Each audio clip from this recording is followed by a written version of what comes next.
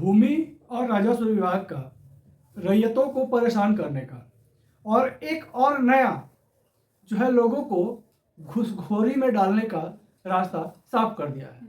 लोग परेशान किस तरह होंगे, वो तरीका को किसी भी तरह भूमि और राजस्व विभाग ढूंढ ही ले रहा है। साथ ही साथ इस वीडियो में चर्चा करेंगे परिमार्जन प्लस जो भूमि और राजस्व विभाग की तरफ से चालू किया गया है, इसकी गड़बड़ियों के बारे में और इससे होने वाली परेशानियों के बारे में, और भूमि राजस्व विभाग के द्वारा घूसखोरी का और क्या रास्ता बनाया गया है, ये भी हम आपको इस वीडियो में जरूर बताएंगे। नमस्कार, आप देख रहे हैं बिहार वाले और हम हैं राज पांडे। सबसे पहले तो बिहार सरकार भूमि राजस्व विभाग का जो घूसखोरी का रास्ता बना है उस विषय में पहले चर्चा कर लें, फिर आपको होने वाली परिमार्जन प्लस में जो परेशानियां हैं उसका भी चर्चा अवश्य करेंगे। भूमि राजस्व विभाग ने पहले आदेश दिया कि फॉर्म 2 आवेदन करने के पहले आपको अपना वंशावली जो है बना करके देना है। अब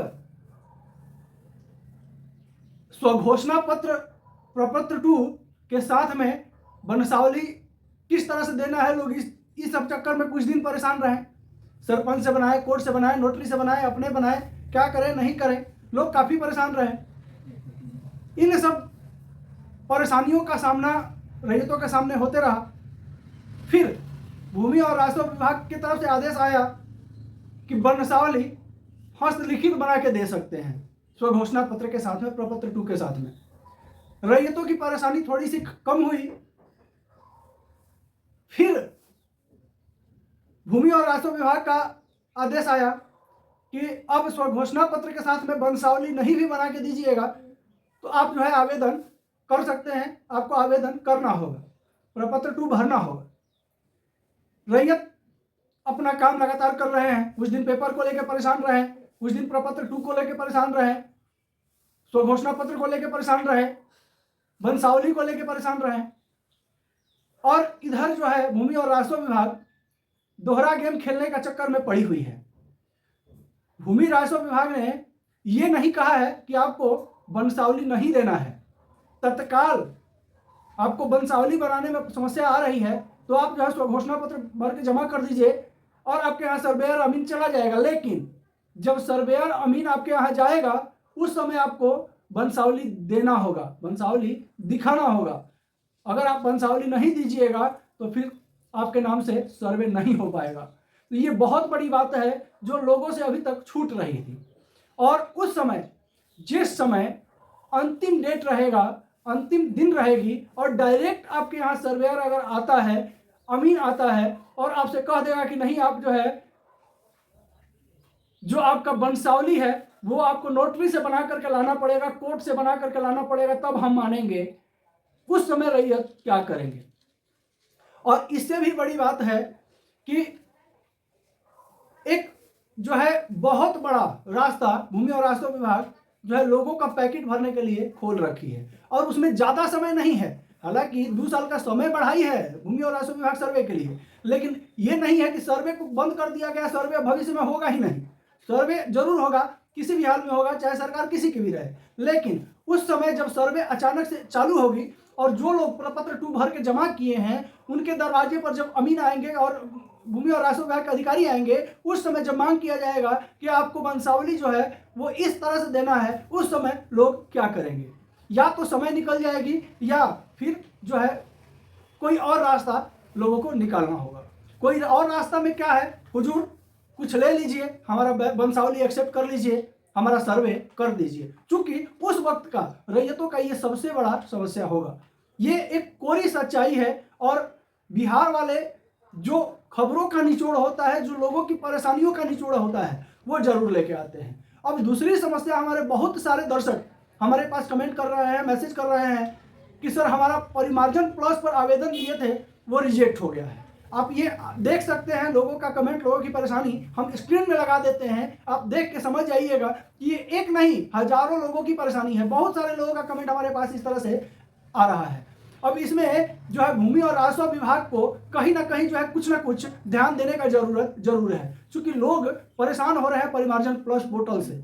लोग, बहुत सारे लोग ऐसे हैं जो ऑनलाइन की व्यवस्था को बढ़िया से नहीं समझ पाए हैं, और अगर वो कहीं और जाते भी हैं ऑनलाइन अपना काम करवाने के लिए तो उनसे अनचाहे पैसे की मांग भी की जा रही है। ये नहीं है कि अगर कोई जो है इंटरनेट वगैरह से नहीं जुड़ा हुआ है, गांव देहात क्षेत्र से है, ग्रामीण किसान है, वैसे लोग कहाँ से बड़ा मोबाइल लाएंगे, कहाँ से लैपटॉप कंप्यूटर लाएंगे, कहाँ से इंटरनेट लाएंगे।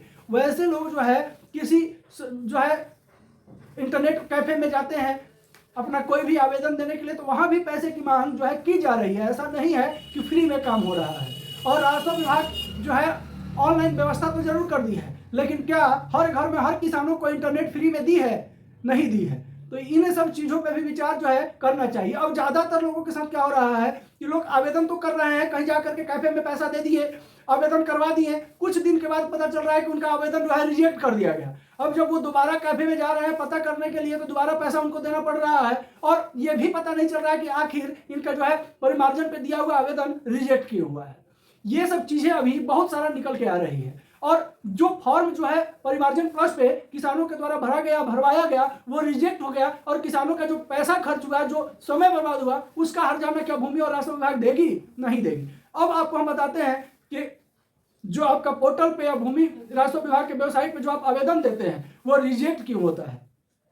देखिए, सबसे पहले आपको कंफर्म हो लेना चाहिए कि जो आप लॉगिन किए हैं वो आपका स्वयं का नंबर है। अगर स्वयं के नंबर से आप लॉगिन किए हैं तो आप उसी नंबर से जितनी बार आप लॉगिन कीजिएगा आप सेम नंबर से कीजिएगा, क्योंकि एक पोर्टल पे जो है एक ही नंबर से लॉगिन होता है। ये चीज़ ध्यान में रखिएगा, एक ही नंबर से आपको लॉगिन करना होगा। और एक बार अगर रिजेक्ट हो जाता है आपका जो है कोई भी आवेदन, किसी भी तरह का सुधार का आवेदन अगर आप दिए हैं, अगर एक बार रिजेक्ट हो जाता है तो परेशान होने का जरूरत नहीं है। उसके लिए आपके पास 3 मौके होते हैं। आप जो है 3 बार रीअप्लाई कर सकते हैं। 3 बार रीअप्लाई करने के बाद भी अगर आपका तीसरा बार भी अगर आवेदन को रद्द कर दिया जाता है तो फिर इस संबंध में आपको डायरेक्ट DCLR को जो है आवेदन लिख करके, लिखित रूप से आवेदन लिख करके, और लंबा चौड़ा आपके मन में जितना भी है सब कुछ उस आवेदन में भर दीजिए, एकदम बेझिझक। गाली गलौज भी कर सकते हैं, क्योंकि पैसा खर्च हो रहा है, समय खर्च हो रहा है, बर्बाद हो रहे हैं, परेशान हो रहे हैं। हर एक किसान जो है वो परेशान है कहीं ना कहीं। तो आप जो है आवेदन लंबा चौड़ा चिट्ठा लिख करके आपके मन में जितना कुछ भरा हुआ है सब लिख दीजिए, DCLR को लेकर जमा कर दीजिए। उसके बाद देखिए कि आपके आवेदन पर कितना जल्दी कार्रवाई होता है, और आपका पोर्टल में अगर कहीं कुछ गड़बड़ी है तो उसको कितना जल्दी सुधारा जाता है। तो ये चीज़ जो है सिर्फ इसलिए भूमि और राजस्व विभाग लोगों के साथ कर रही है कि लोग आवाज़ नहीं उठा रहे हैं। अगर लोग आवाज़ उठाना स्टार्ट कर दे तो भूमि और राजस्व विभाग नहीं, पूरा सरकार हिल जाएगी। तो वो हिलाने के लिए जो है वो सभी को एक साथ आवाज़ देना होगा। और अगर 10 आवेदन जाता है एक अंचल से एक DCLR के पास, तो DCLR का जो है वो सोच में पड़ जाए कि भाई बात क्या है। तो सबसे बड़ा चीज़ ये है कि अगर आपका आवेदन अगर रद्द होता है तो पहले परेशान नहीं होइए। आप जो है 3 बार आवेदन बेझिझक कीजिए, अपना फॉर्म को अच्छे से देख करके कहाँ गलती हो रहा है, कहाँ सही भर रहे हैं, प्रत्येक चीज़ जो है सटीक सही भर करके, और जो है आप रीअप्लाई कीजिए।